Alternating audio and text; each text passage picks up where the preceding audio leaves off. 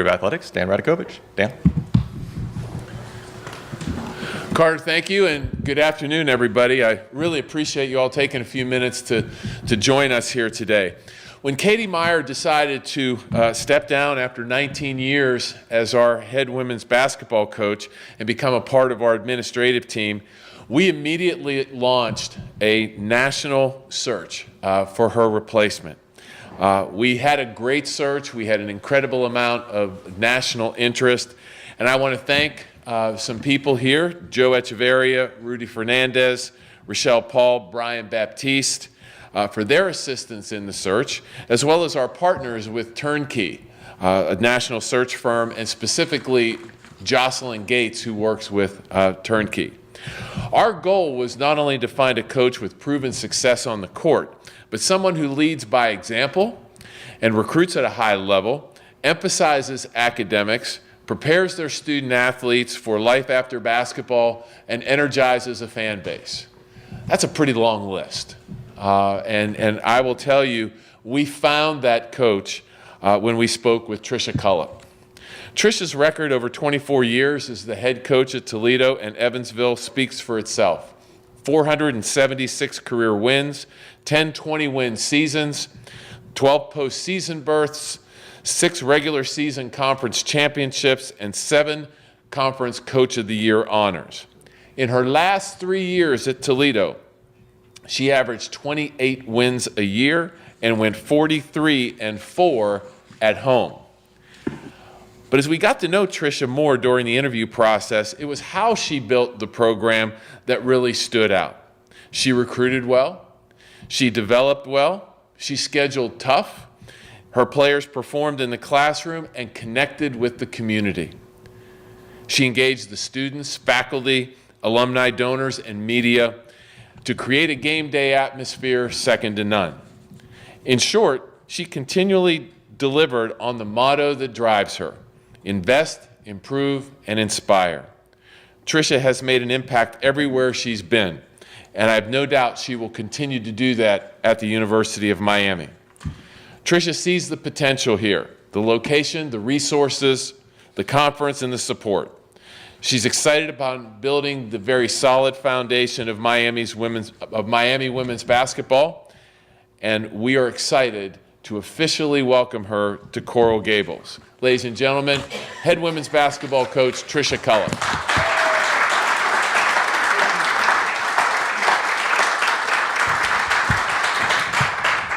I'm extremely honored to be chosen to lead the women's basketball program at the University of Miami. This is a world-class education. This program has a winning tradition, a talented team that I can't wait to coach. It's a beautiful campus. Every turn I make, as I make my way around campus, I'm so impressed with what I see. It's a top-notch facility that we're working in. Not only the offices, the locker room, the arena. We're going to be playing in an unbelievable conference that is so competitive but yet inspiring. And it's in a wonderful location. I got to tell you, when Dan asked me all the reasons I was interested, I listed those, and then I said 284 days of sun a year, and you had me.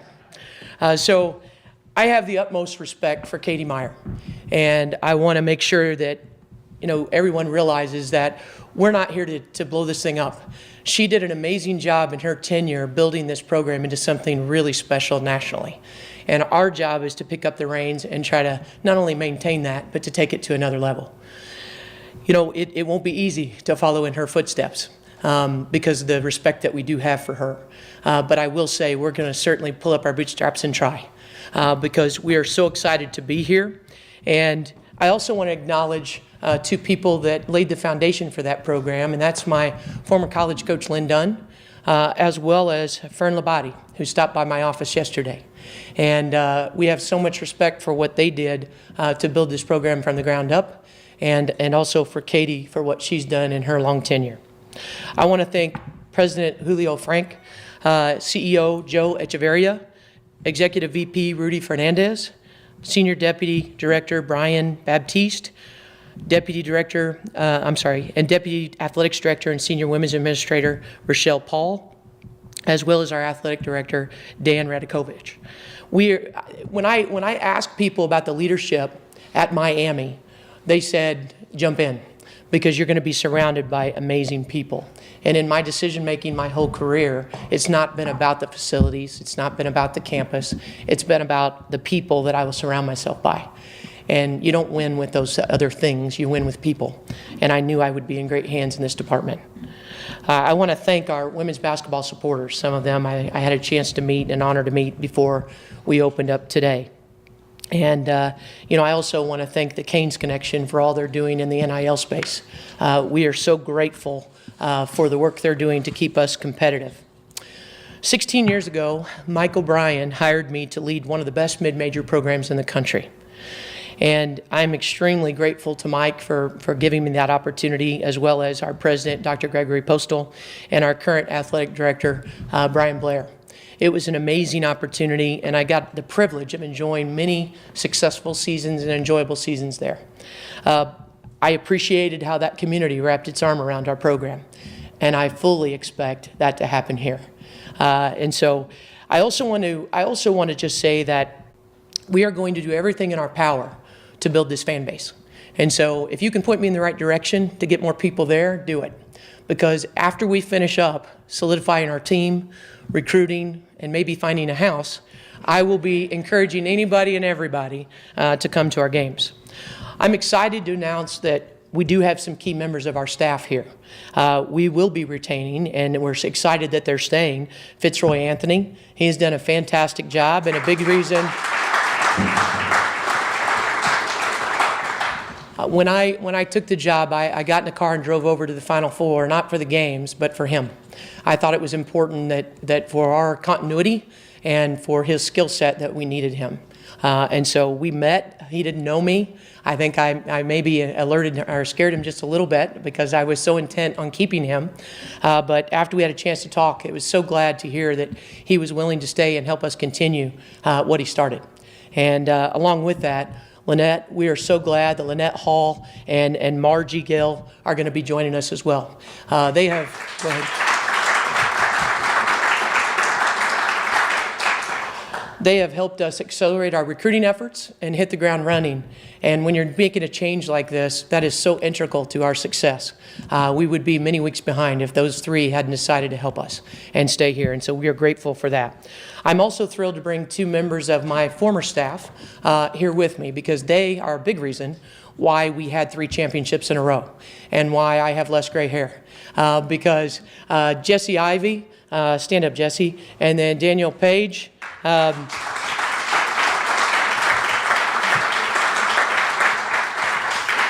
One thing you'll learn about my hires is they've got to be amazing humans first.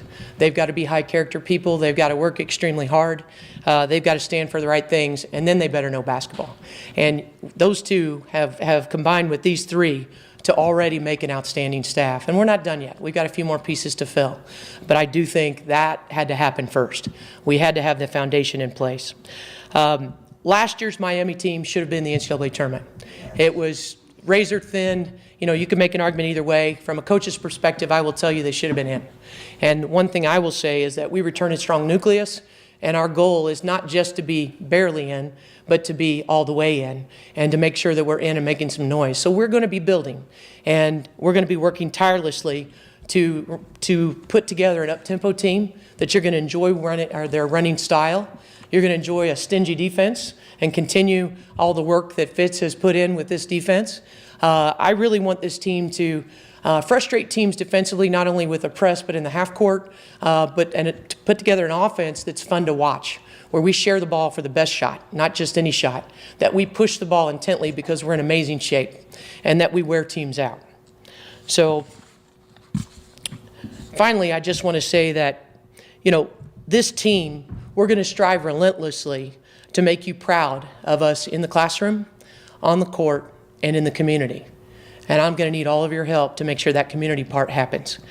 Because as we get to know everyone, we want to get our kids out even more. The more they meet our kids, you see what's happening nationally with women's basketball, and we want this program to catch hold of it as well. So thank you so much for being here today. I can't tell you how honored I am to be your head coach, and go Canes. problem. Thank you, everybody, for attending today. Just want to open up the floor for media questions. Michelle. I'm Michelle Kaufman, Miami Herald. Nice to meet you. Nice to meet you. I'm supposed to say hello from Christine Brennan and also from Love Christine Brennan. and Pete Holterman, whom you worked with at I did. Long time. So those are two hellos to welcome you. Piggybacking on what you just said about what's happening nationally, it really does seem to be a tipping point right now with what just happened this week, you know, the women's tournament, outdrawing the men's and all that. How do you think that you can seize on that and try to increase the fan base here? It's a difficult market. It's not like the Midwest that has a strong tradition in women's sports. It really doesn't down here. So what do you think you can do? What can you bring? I know that that's one of your missions, one of your specialties is increasing the fan base. What do you think you can do, given that any thought? I know you've been busy the last few weeks. Just a little bit. You know, when I was at Evansville, there were about 300 fans in the stands when I started. And when I left, there were 1,500. That doesn't seem like a lot until I tell you there's only 2,400 students in the whole school. When I came to Toledo, there were 1,500 fans in the stands. The program had been through 5 losing seasons, and we finished up with 4,500 fans in the stands. It doesn't happen overnight. I don't expect a blink of an eye and just tell you I want it and it happened. We're going to have to roll up our sleeves, and we're going to have to get out in the community and establish relationships. People don't come because of a billboard or an advertisement. They come because something in their heart draws them to come to the game. So my job is to get our kids out. I'm not going to wear them out and make their academics suffer, but there's a lot of opportunities in the summertime when they're here to get them out to meet with different groups, different basketball clubs, go to schools and read. Make sure that people know that if we want them to care about our program, that we care too about this community, and we're willing to roll up our sleeves. When I took the job at Toledo, I'd never turned down a speaking engagement. And it wasn't because I enjoy speaking. It was because I knew that if people could learn more about our program, that we could draw them in. And little by little, whether it was a group of 12 or a group of 5,000 that I spoke to, we got them there. And I think once we got them in a game, we got them hooked. But it's all on us too. When they come, they need to be inspired. It needs to be a style of basketball that they enjoy. And so we're going to do our part. Obviously, winning helps, but so does building relationships. And that's what we got to roll up our sleeves and do. Tim Reynolds with the AP. Yeah. If we're doing the welcome from other people game, Trish Fabric is very excited to be here. Thank you. Thank you. She's looking forward to those 284 days that they Yeah. Part of life at a mid-major is every time when you get things rolling, your name comes up for jobs. It's life at a mid-major, with a high major. Whether you're in them or not. Whether it's real or not. Yeah. Your name has been on a lot of lists over the years. Yeah. What made this the right time, and what made this the right place for you to say, I've got it rolling up there, but it's time to try something else? What made this that fit? Well, first I'll say what kept me there. Unbelievable people, and I had the best mid-major job in the country. And I could be picky. And I didn't want to just go just anywhere. I wanted to go where there were unbelievable people in the administration, that I was set up for success. This was an unbelievable situation because Katie did such a great job, and her staff. And so the cupboard's not bare. So it's rare that you can come into a program that has all these things and it didn't go through a losing season to have to make the change. And so when the job came open, I was like, that is such an incredible opportunity. And then when I came to visit, I was blown away. When I got to see campus and when I got to learn about what an amazing education that it is and meet all the integral people that are involved with the program. So for me, it was opportunity to be successful and be supported and be at a place where they actually care about women's basketball. They don't just say it, they care. And they want this program to be successful. I want to be supported in that way. And that's why it was the right time. And who can't sell this? I mean, anytime I call recruits, all I have to do is walk outside and FaceTime. Or send them a couple pictures. I mean, this is an unbelievable place. College kids don't have much free time. And when they do, if they can go to the beach, or they can go to a soccer game or a professional baseball game or a professional basketball game, we have so many things at our fingertips here that their college experience can be unbelievable. Go ahead. I know what Coach Dunn obviously means to you. Yeah. Does it feel like this is someone was predestined a little bit? Well, it is a full circle moment. I saw her at the Final Four, and actually when I called her to say, hey, I need to alert you, they may call you. And she was like, where? You know, But I will tell you, I wanted to make sure because I knew that, you know, it does matter. She did an unbelievable job here, and she taught me an awful lot in my career.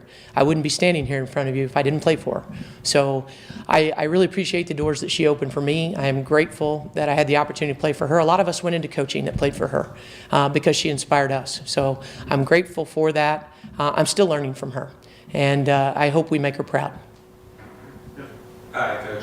Congratulations. Adam Lipinstein from the Sun Sentinel. I don't have any hellos from. Hello to you. So, when you were interviewed for the job, obviously you're getting, asked questions and stuff. But what questions did you have about Miami that were answered when you were applying for the job? That's a great question. I think the main thing for me was just about the team. I wanted to know what was going on, and what the state was. Was there any problems academically? Was there anything I needed to worry about that I was going to walk into that was kind of be blindsided by? And there wasn't. I was thrilled to find out that it was a great situation. And so, honestly, there was nothing that really caught me off guard. Quite the opposite. I was more and more impressed the more I found out. Yeah. I just want to ask you, with transfer portal and all the things that are going on, how many players have committed that they are going to stay now that you are the coach? If you had a chance to talk to players, I know some players I think were already in the portal. Is there any chance they would come back? Where do you stand with the current roster? That's a great question. And first, let me say this: when a coach of Katie's caliber and stature retires, after all the relationships that she's built, you can only imagine how young people, think back to how you felt when you were that age, how you would have felt in their situation. Those relationships were built over a long time. And I'm trying to do a really fast get to know you. And it takes time. So we're still working on that. I do feel that we've got a good chance to keep a lot of the kids that are here, but it's an ongoing process. And my hope is that they stay because I've told all of them I really want to coach them. I think there's a chance that there's one that's in the portal now that we can maybe get her back. I told her today that I absolutely love her game and I love how she plays and I would love to have her here because I think she's a difference maker. But I also want people to be 2 feet in. And it's awfully hard to build what we're trying to build if you're not 2 feet in. But I'm also trying to give them some space knowing that they just went through a gut-wrenching heartache moment in losing somebody that they really cared about, even though I know she'll still be on campus and still help them in any way she can.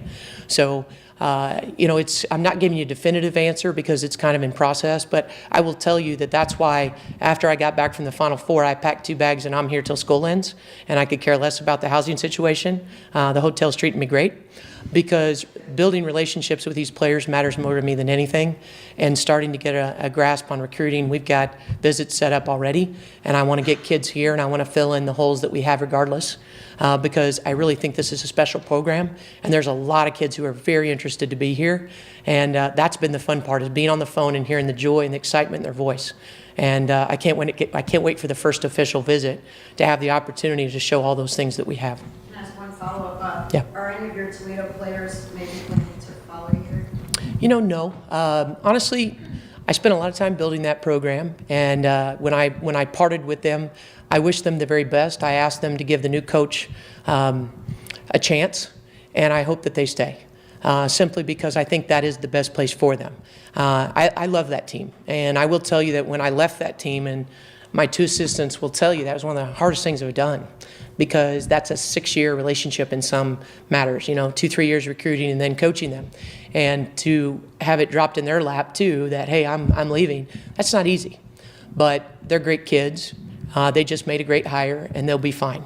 And I will still be cheering for them from a distance. But the answer is no, and for good reason.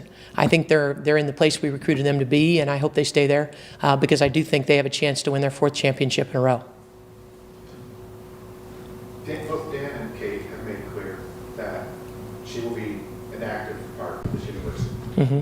How valuable of a resource do you expect that to be to have somebody who's navigated the waters that you're going to navigate for the last 19 years? Yeah. How important is that? Well, and I'll say this. When I took over Toledo, I knew Mark Elin, the coach before. And so he and I went to dinner for 2 hours, and I said, tell me everything you think I need to know. And he gave me the Cliff Notes to help me not step in any potholes, to meet the people that I needed to meet, to avoid things that were going to take a lot of time, that were going to waste my time. And I told Katie when the dust settles, I want to do the same thing with her. I've also reached out to her 2 or 3 times just about things that I need to know.